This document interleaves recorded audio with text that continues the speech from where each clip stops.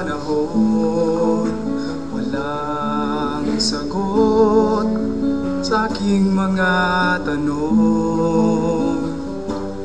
Isip ko'y lito't gulong-gulo, di ko alam kung paano. Di ko alam. Sa'kin mayroong isang nagmamahal, tunay na di ko alam. Si Jesus nga ang pag-asa ng buhay.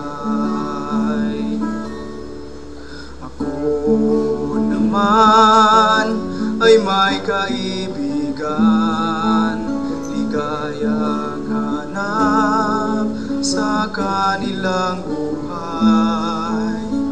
Kasiyahan ko ay paimbabaw, puso'y lungkot ang isinilang. Di ko alam. Sa'kin mayroong isang nagmamahal, tunay na di ko alam.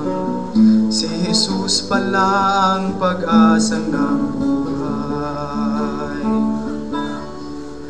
Ako naman ay may Jesucristo sa akin, tapat at totoo, katugunan sa mga hanap ko.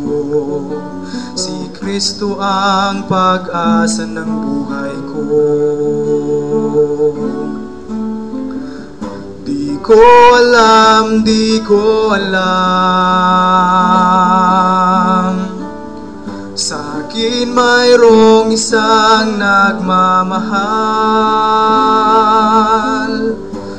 tunay na di ko alam. Si Jesus pala ang pag-asa ng buhay.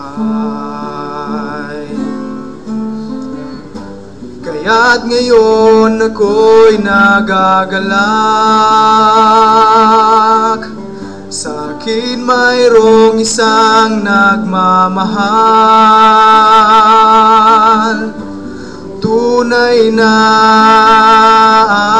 aking alam. Si Jesus nga ang pag-asa ng buhay. Tunay na aking alam. Si Jesus nga ang pag-asa ng buhay. Si Jesus nga ang pag-asa ng buhay.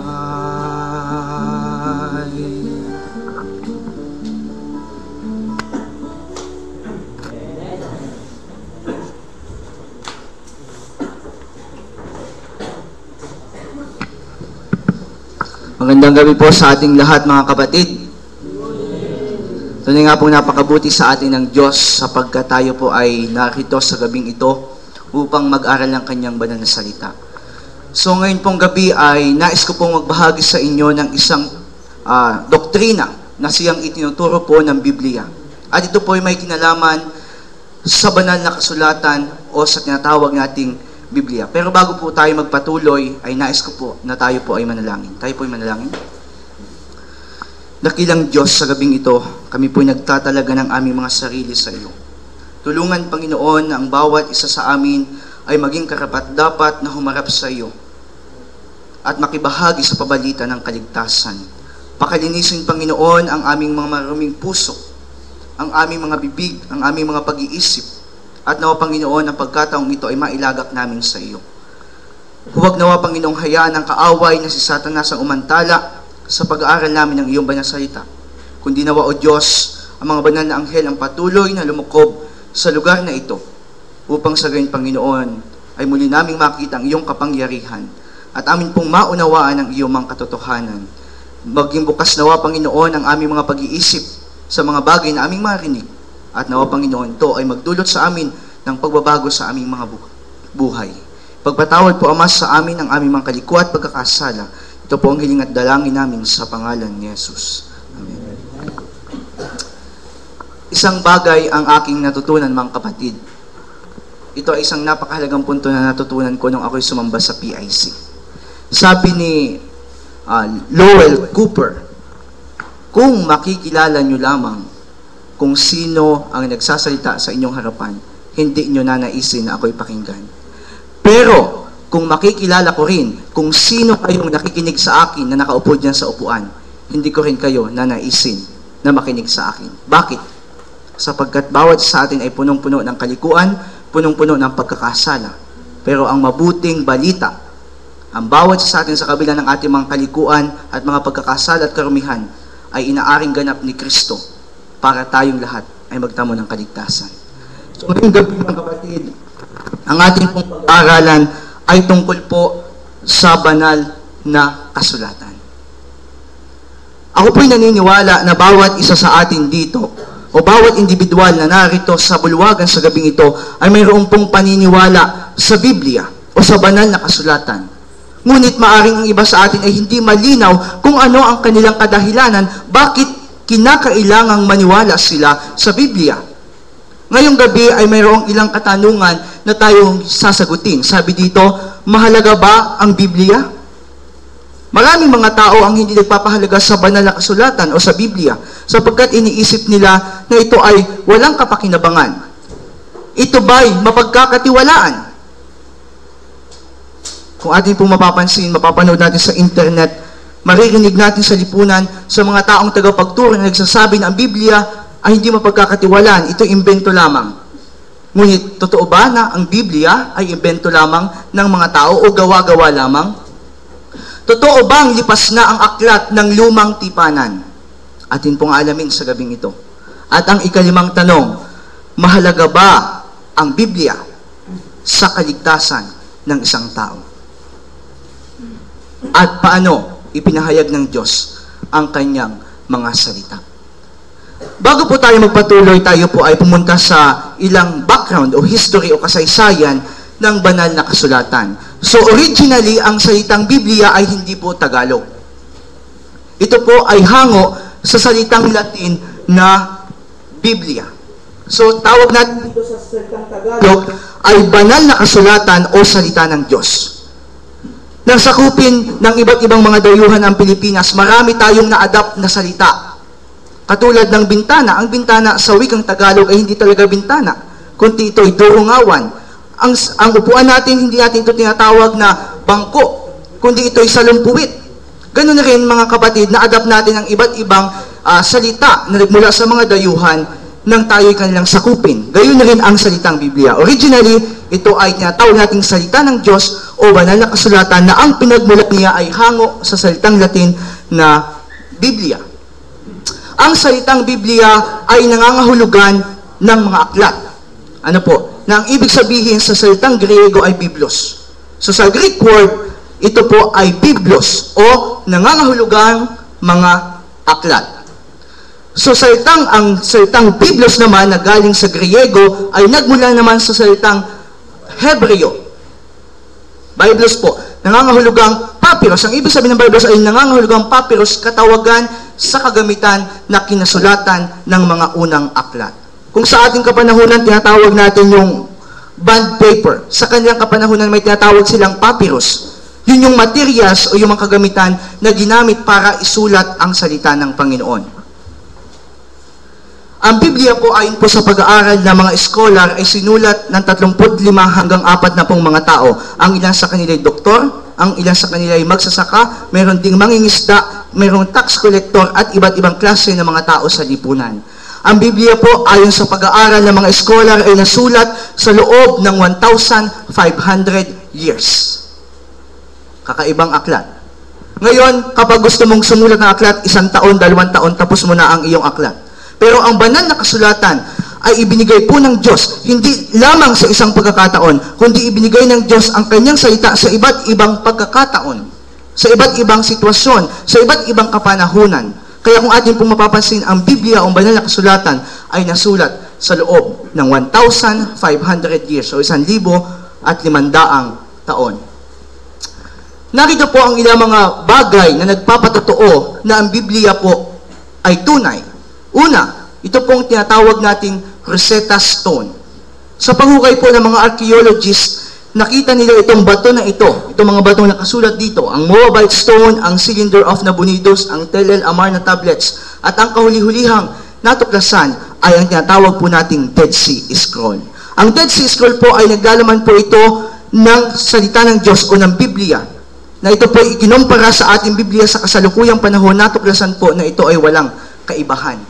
So, ibig sabihin po, kung ang Biblia ng unang panahon ay tama, ganoon na rin po ang Biblia sa ating kapanahunan ay tama, sapagkat ng kanila pong pagbasehan, ang Dead Sea Scroll at ang ating Biblia sa ating kapanahunan, wala pong pagkakaiba. Pareho po ang nasusulat. So, ibig sabihin, mayroon po tayong confidence o tiwala pa rin sa Biblia o sa salita ng Diyos. Ang Biblia po ay binubuo ng dalawang major na bahagi. Ang tinatawag po nating lumang tipan at ang tinatawag po nating bagong tipan. Ano po sa English ang Biblia? Bible. Pag sinabing sa mathematics, may tinatawag tayong monomial, may tinatawag tayong binomial, may tinatawag tayong trinomial. Pag sinabi nating binomial, hindi lamang ito ay isa. Ito ay dalawa. Kaya ito ay Bible. Kinukumpos ito ng two major books. Ang tawag po doon ay lumang tipan at bagong tipan. Ang lumang tipan ay binubuo ng 39 na mga aklat. Samantalang, ang bagong tipan naman po ay 27. Kaya po kung ating pagpaplasin, 39 plus 27 is equal to 66 books. Kaya po ang Biblia ay binubuo po ng 66 na mga aklat. 39 sa lumang tipan, 27 naman sa bagong tipan. Kung atin pong mapapansin, sa Bibliang Katoliko po, ay mayroon pong dagdag o ibang mga aklat, I would say. At ang tawag po sa aklat na yon ay mga aklat ng Apocrypha o Apocryphal books. Kung atin pong mapapansin, mayroon po tayong tinatawag na lumang tipan, may tinatawag tayong bagong tipan. Sa pagitan po ng Old and New Testament o ng luma at ng bagong tipan ay may tinatawag po tayong Apocryphal period. Ang Apocryphal period po ay ito po ay 400 years sa pagitan ng Old and New Testament, na kung saan sa kapanahunang ito, base sa pag-aaral, ay walang umiral na propeta. So, ibig sabihin, ang lahat ng mga aklat na nasulat sa kapanahunan ng Apocryphal period sa pagitan ng Old and New Testament ay hindi mga inspired na aklat. At ang mga halimbawa ng Apocryphal books ay ito, yung Judith, yung Esther na nakasulat sa Greek, yung Tobit, yung unang Makabeyo, ikalawang Makabeyo, Esdras, Sibel at ang Dragon, awit ng 3 kabataan, karunungan ni Solomon. Yan lamang po ilan sa mga halimbawa na tinatawag po nating Apocryphal books na hindi po natin matatagpuan sa mga aklat o Bibliang Protestante, katulad ng Iglesia ni Cristo, ng Born Again Christian, Jehovah's Witness, Seventh-day Adventist. Wala po yung mga aklat na yan, kundi ang meron lamang tayo ay 66 na mga aklat.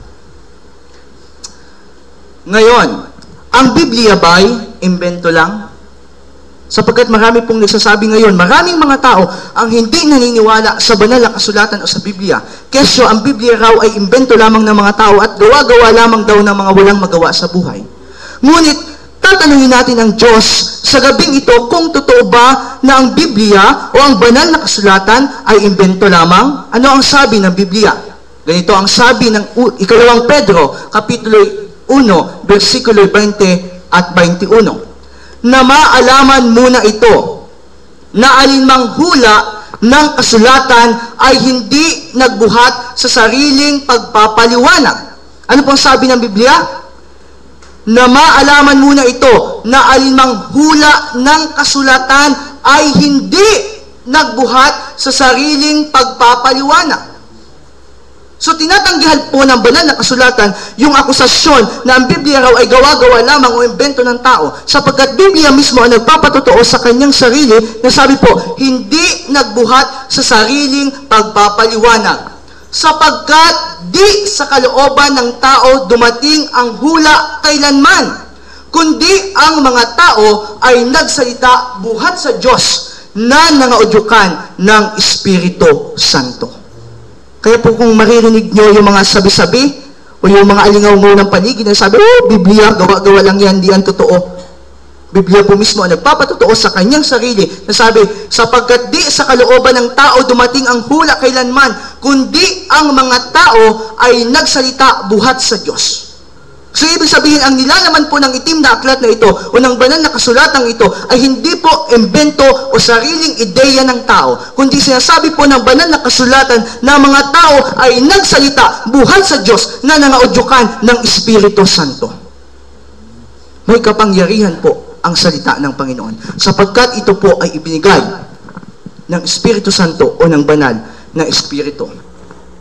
At sabi po sa aklat ng Hebreo 1, versikulo 1, ang Diyos na nagsalita ng unang panahon sa ating mga magulang sa iba't ibang panahon at sa iba't ibang paraan sa pamamagitan ng mga propeta.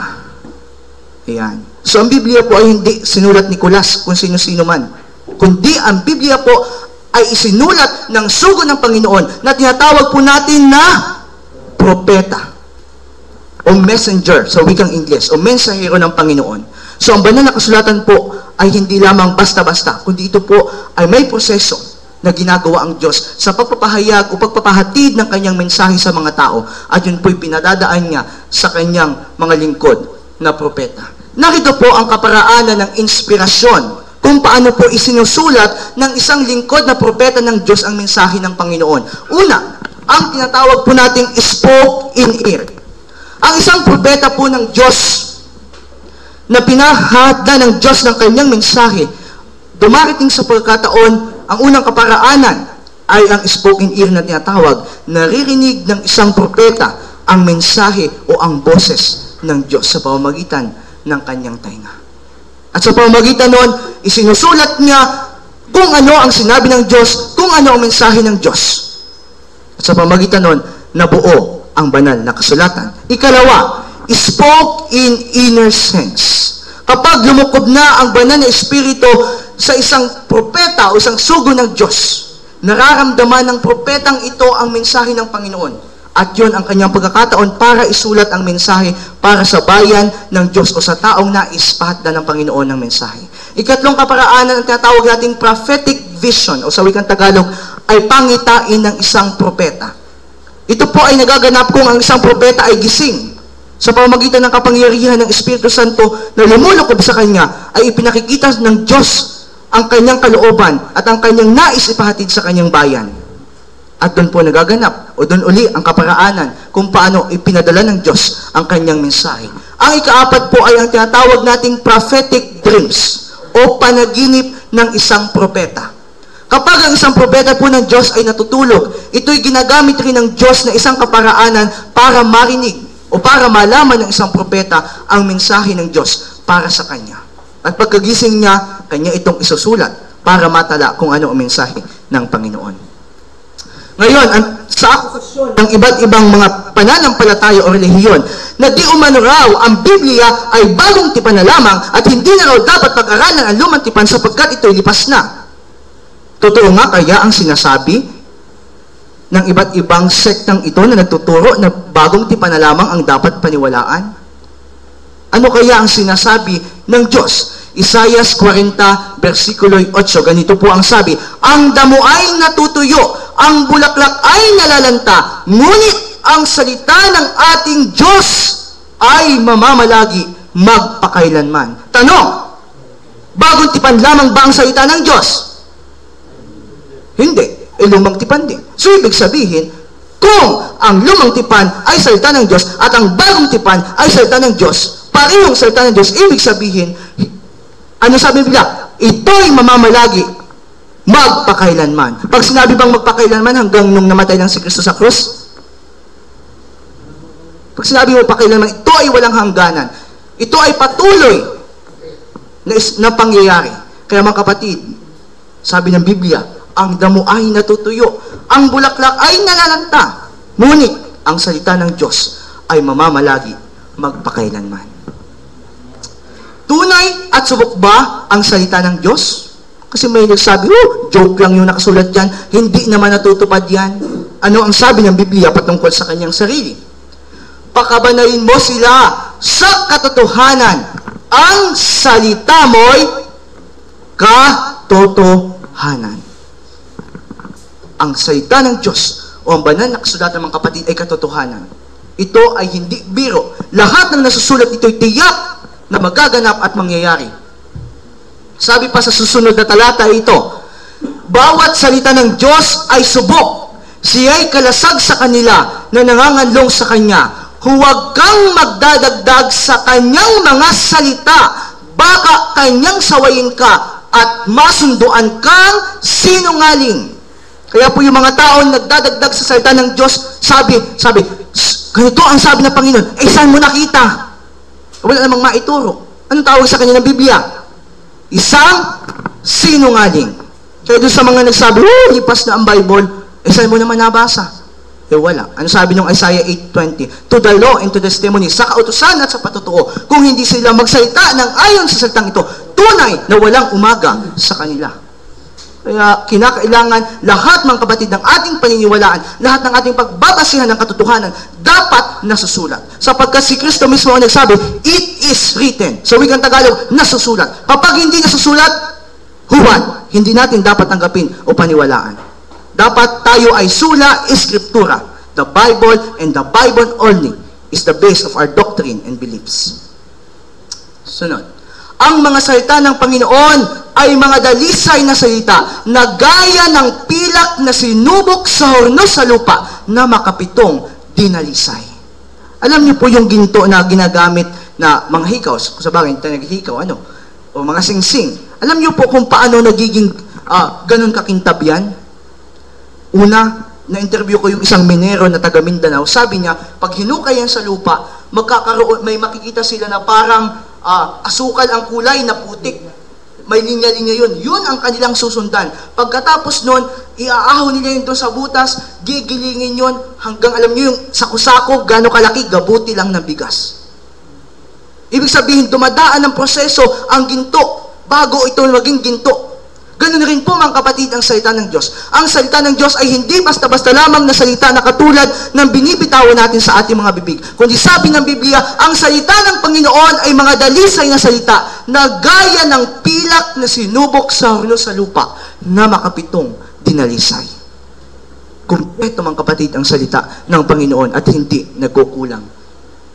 Sabi ng Biblia sa awit 119 verse 105, ang salita mo'y ilawan sa aking mga paa at liwanag sa aking landas. Alam ko po mga kaibigan, mga kapatid, kahit ano pa man pong relihiyon ang inyong kinabibilangan, bawat isa po sa atin ay naghahangad ng langit. Hindi po ba? Lahat po tayo naghahangad ng langit. Ganun rin po sa ating literal na buhay. Kung tayo po ay may goal, halimbawa, lagi ko itong inihahalimbawa, goal the AJ na pumunta doon sa gate, sa new gate. Ngayon, walang liwanag ang bituin, walang liwanag ang buwan, walang liwanag ang araw, walang flashlight. Sa makatuwid, walang liwanag o walang mapagkukunan ng liwanag. Sa tingin mo kaya, Jay, makakarating ka kaya doon sa new gate? Hindi. Baka nandyan pa lang yun, mag-shoot sa creek. Pero, kung si AJ ay mayroong liwanag, mayroon siyang flashlight, bigyan ko siya ng liwanag, tiyak, makararating siya sa new gate. Ganun rin mga kapatid sa ating espiritual na pamumuhay. Kung tunay, tandaan nyo, kung tunay na naghahangad ka ng kaligtasan, kung tunay na nagnanais ka makapasok sa sangkalangitan, kinakailangan mo ang banal na kasulatan. Bakit? Sapagkat mismong Biblia nagsabi, ang salita mo'y ilawan sa aking mga paa at liwanag sa aking landas. Pero mga kapatid, kung wala ang Biblia o ang banal na kasulatan, na kung saan nagtuturo sa atin ng langit na bayan, imposible na tayo ay magkamit ng buhay na walang hanggan, sapagkat ang aklat na ito ang manual para tayo ay makapasok sa langit na inaasam-asam ng bawat isa sa atin. Ngayon, ang tao ay likas na kapag may ginawa siya, gusto niya, may benefits siya. Kapatid, pag binasa ko naman yung aklat na yan, na nakakaantok, na napakakapal, na napakahaba, ano naman ang benefits ko? May benefits ba sa pagbabasa ng Biblia? Ano ang sabi ng banal na kasulatan? 2 Timoteo, Kapitulo 3, 16 at 17. Ang lahat ng kasulatan na kinasihan ng Diyos ay mapapakinabangan din naman sa pagtuturo, sa pagsansala, sa pagsaway, sa ikatututo ng nasa katuwiran. Kapag po kayo ay nagbasa ng Biblia, hindi kayo magiging pasaway, kundi kayo ay matututo ng patungkol saan? Ikatututo ng nasaan? Nasa katuwiran. Sino po sa inyo dito ang hindi gustong maging matuwid? Lahat po tayo ay gustong maging matuwid. Kaya kung tunay na tayo naghahangad ng pagiging matuwid na katulad ng sa ating Panginoong Jesucristo, kinakailangan natin ang Biblia sapagkat ito ay magagamit saan? Sa pagtuturo, sa pagsansala, sa pagsaway, sa ikatututo ng nasa katuwiran upang ang tao ng Diyos ay maging sakdal. May point na nais ibigay sa ating Diyos. Upang ang tao ng Diyos ay maging sakdal, tinuruang lubos sa lahat ng mga gawang mabuti. Kaya kung nais mga kapatid natin maging matuwid sa harapan ng ating Panginoon, siyasatin natin ang banal na kasulatan na siyang salita ng Diyos na magdadala sa atin sa buhay na walang hanggan. Ano ang mensahe ng Diyos sa atin? Sa aking pagtatapos, ano ang mensahe ng Diyos sa bawat isa sa atin? Ngayon nalaman natin na ang Biblia ay katotohanan, ngayon nalaman natin ang Biblia ay ganito, nalaman natin ang Biblia ay dalisay, nalaman natin ang Biblia ay basahin lamang ng paniwala at doktrina. Ano ang mensahe ng Diyos para sa atin? Ano ang sabi ng Biblia? John chapter 5 verse 39, saliksikin ninyo ang mga kasulatan. Sabi po ng Biblia, saliksikin, hindi isiksik sa bookshelf. Saliksikin ang mga kasulatan. Sapagkat iniisip ninyo na sa mga yaon ay mayroon kayong buhay na walang hanggan. Kaya po kung nais natin, mahilig tayo magsabi na, gusto kong pumunta sa langit, ba't ayaw mong basahin yung Bible? Sabi ng Biblia, ano? Sapagkat iniisip ninyo na sa mga yaon ay mayroon kayong buhay na walang hanggan. Sabi pa ng talata, katotohanan sinasabi ko sa inyo, ang dumirinig ng aking salita, unang puntos, ang dumirinig ng aking salita at sumampalataya sa Kanya o sa Panginoon na nagsugo sa akin ay may buhay na walang hanggan. Yun, ang pangako ng Diyos. Kung tayo ay magiging mapagsiyasat lamang ng Biblia, ano raw? Ano raw? Magkakaroon tayo ng buhay na walang hanggan. At hindi mapapasok sa paghatol, kundi lumipat na sa kabuhayan mula sa kamatayan. Yan ang mabuting balita ng Diyos sa atin. Sabi sa Isaiah 34 verse 16, inyong saliksikin sa aklat ng Panginoon at inyong basahin. Sabi ng Biblia, basahin. Kahit isa sa mga ito ay hindi magkukulang. Kung nais nyo mga kapatid ng katuwiran, kung nais nyo ng payo, kung nais nyo ng pagsaway, kung nais nyo ng pagsansala, hindi kung sino-sino ang inyong lalapitan, kundi ang lalapitan nyo ay ang Panginoon at ipahayag niya sa inyo sa pamamagitan ng Biblia ang kanyang mensahe na nais niyang ipabatid sa atin.